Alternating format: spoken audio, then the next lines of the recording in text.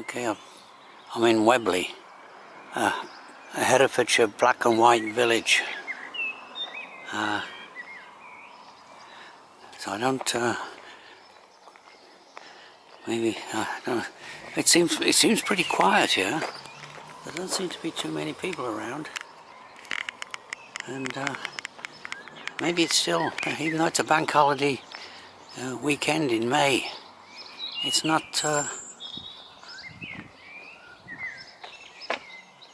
crowded at all. I seem to have got the place to myself.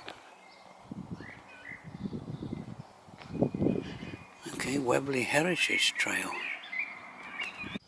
Okay, I'll go down and see this church.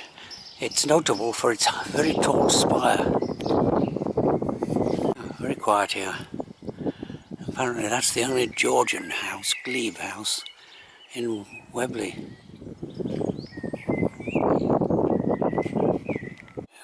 Yeah, it's well over 100 feet high. And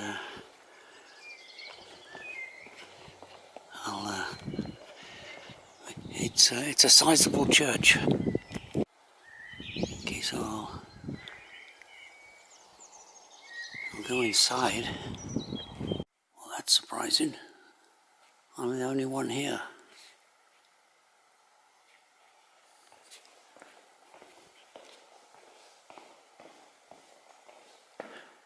And look at the size of this church. Almost cathedral size.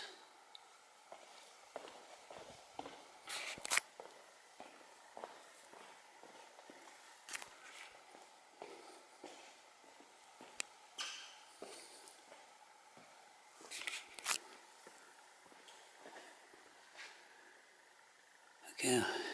Again, I didn't do any research on this church, except that it's got a very tall spire.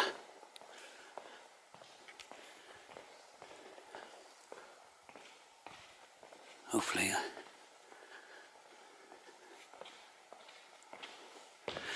I'm surprised there's no one else here, and I presume there's a service. It's a Sunday.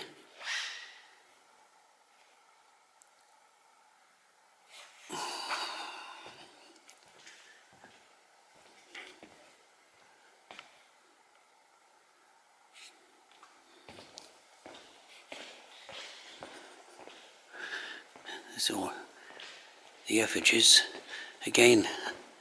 Not sure how much. Shield, Marlborough family.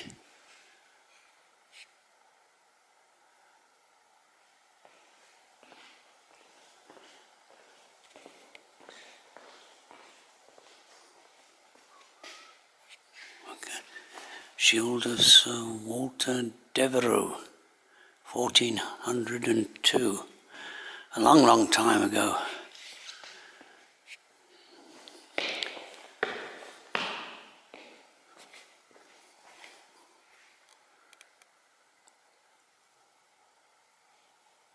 Some information on the this effigy of believed to be that of Sir Walter Devereux, who died in the Battle of Pillough against Owen Glendower in 1402. Yeah. Look at this. Over the centuries, people have scrawled their initials on the effigy. Of course, they don't do that these days. This is the effigy of Agnes Croppel, died in 1436. Her first husband, Walter Devereux, was the one that was Owen Glendower killed off. That's her second husband, I think, then, John Marbury. But all those years, 50, yeah.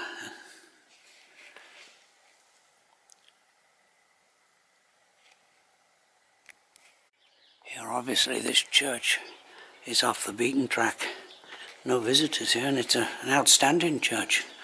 I believe that there is the part of the original 12th century, I think, not long after William the Conqueror arrived. a Norman arch.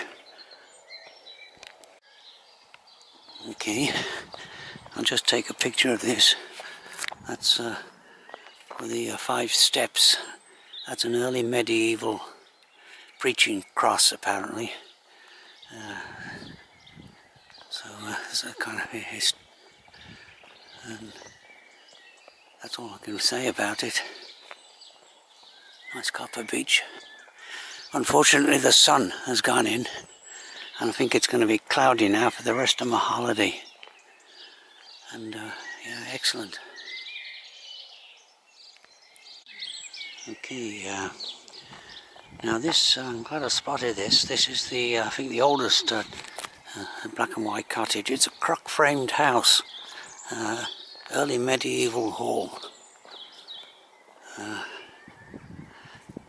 The only one in Webley apparently, but look at this.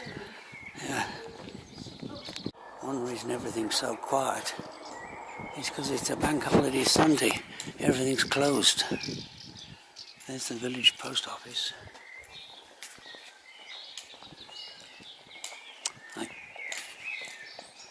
Okay, I'll just go up this footpath here.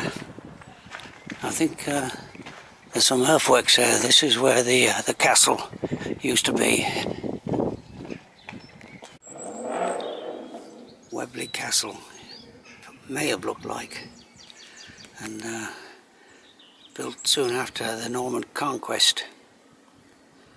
That's the modern Bailey version of it. The stone castle came later, and I think I can see the modern Bailey and raised earthworks up there.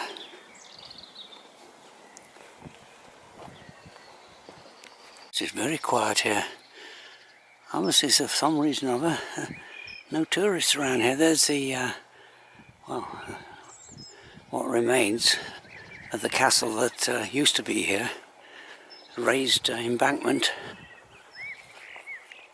Okay, came through the, well, the earthen remains of what, and there's the moat still exists. Yeah, that's very interesting. Of course, it's surrounded by beautiful countryside, this village of Webley. Okay. Oh, let's see. I'll go down here. I think I want to go and see the museum next. Oh. Okay. It must have been a very large castle, or quite, yeah, it's a considerable castle. Any day, judging by what remains of the earthen banks and various bumps and mounds. Okay, I'm coming back into Webley after doing a little bit of country footpaths. But there's an interesting building, a more modern building. Some kind of a factory or warehouse, maybe. There's no information on it. Well, there's the forge, the old forge. Yeah, where's that little museum? It's here somewhere. It's the museum, but it's only open two afternoons a week, and doubles as the village library.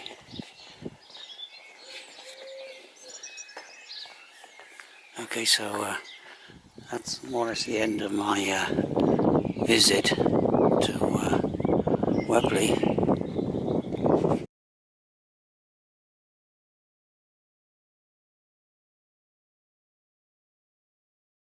I'm in the black and white village of Pembridge, and this the main road, the A44 to Aberystwyth, runs through this village, and it's about a mile long, just nothing but black and white cottages, old cottages. And I managed to park on the side of the road, so I'll get back on the footpath. So if you want your ration of black and white cottages, this is the village I recommend coming to, Pembridge. Just for a solid mile, you get these old medieval cottages. Okay, so I'll go up this little lane here to see the church. Yeah, this looks like an ancient structure there. Yeah, look at that. That's a syringa growing on that one. Okay, almost missed that.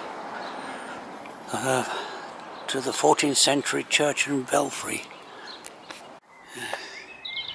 Now apparently this church is remarkable for the separate belfry it's been constructed. And look at this, kind of serves as a village green, I presume. It's freshly cut. Well, yeah, I should have go inside this church. And there's the timbered belfry, separate from the main church. Oh, look at this. This looks pretty ancient. Look at that. I don't know if this looks, you know, imagine. Yeah, this is worth visiting. The Pembridge bell tower. I can hear the clock ticking.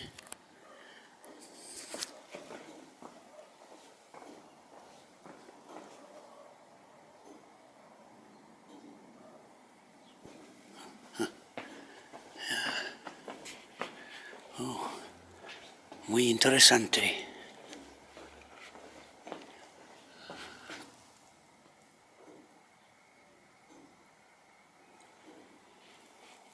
All the surrounding countryside is very nice. Okay, I'll just have a quick peek inside. Yeah, it's worth coming inside. Look at these ancient stone columns and arches. Some kind of a coat of arms up there. The front. I know nothing about this church and the standard stained glass window. And all this work is done by volunteers. Yeah, look at that, that's well worth. And no, again, I'm the only one here. That's somewhat unusual. You don't, of course. Yeah, it's kind of off the beaten track, you might say.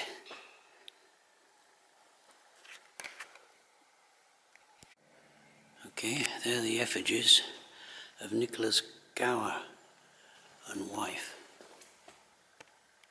And this is possibly what they looked like back in the Middle Ages. It's his wife there.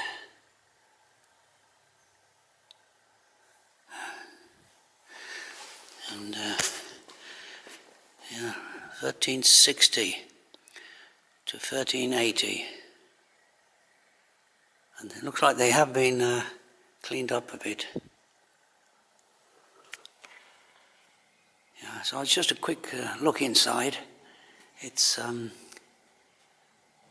gotta walk. I want to walk around the Pembridge. As I say, it's about a mile. It's about a mile long. But these are excellent stone columns. I think it dates from the 14th century. Dates from the 14th century. This church. Okay, leaving the church and going back into the main street where all the old buildings. As I say, this is the main road, A44, to Aberystwyth, the seaside resort, but there's very little traffic on it. So either they've all gone there and they haven't yet started coming back. This is the main road going through Pembridge, and look at them, one after the other. Old black and white cottages. I've never seen so many.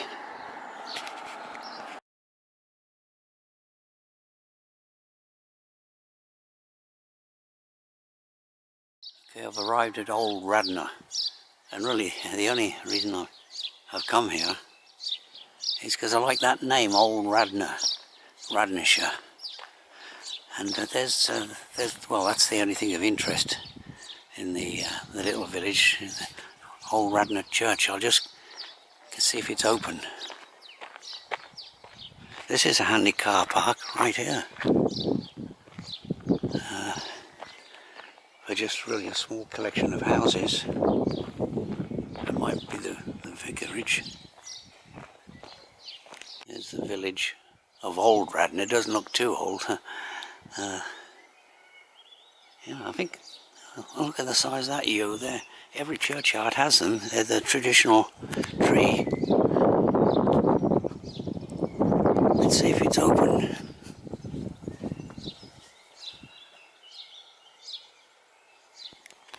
Yes, it's open.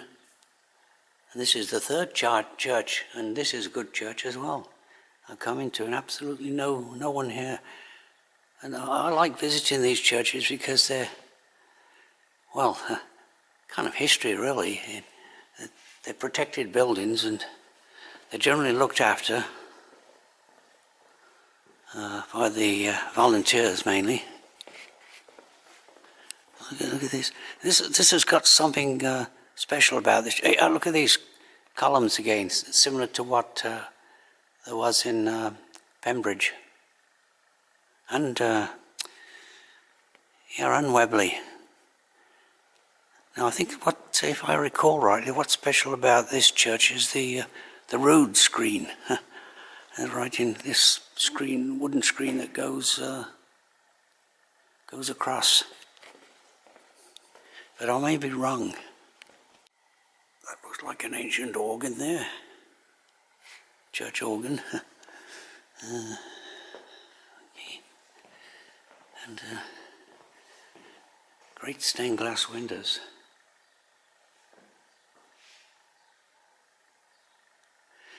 All put up in the bygone ages when society, well basically the people at the top of society, especially aristocrats and the gentry, all attended church. Of course, the ordinary people attended brought up on religion, and Sunday, the day of rest, that's when they attended church. But those days are gone. Looks like an ancient gravestone there.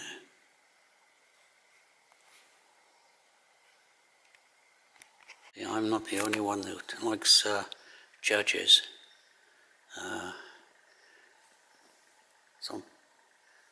Lots of people have gone through the trouble of writing histories. Old Radnor Parish Church. Unfortunately, I don't have any change on me. I'd always like to put a small donation into the box, but yeah. Now this might be the thing that's special about this church, an ancient font. Okay, so it's just a brief visit, really. That's yeah, a huge church, really, and just for serve a few cottages or houses. But as I say, those were back in the old days. They'd come maybe from miles around, including the gentry, to attend church. But that sculpture there, that's from the days I was talking about. The local dignitary Thomas Lewis departed this life in 1777. Yeah, and there's the wooden cross. Yeah. One of the, the chief symbol, really, of the Christian religion. Okay, there's the tower again, the bell tower, and as a kid, as I mentioned in a previous video, that's what I always used to go climb up to the top of the towers, but they have them closed off these days.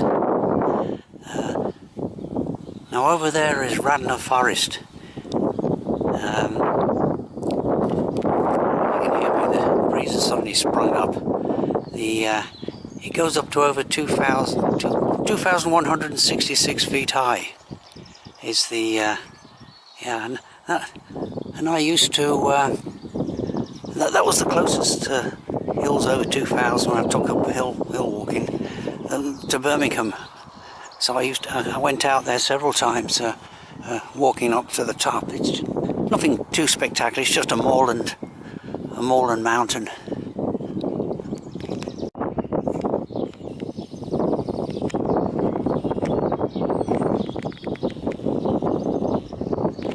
Interesting stone called, that must be Mary, that must be Joseph, and who that is.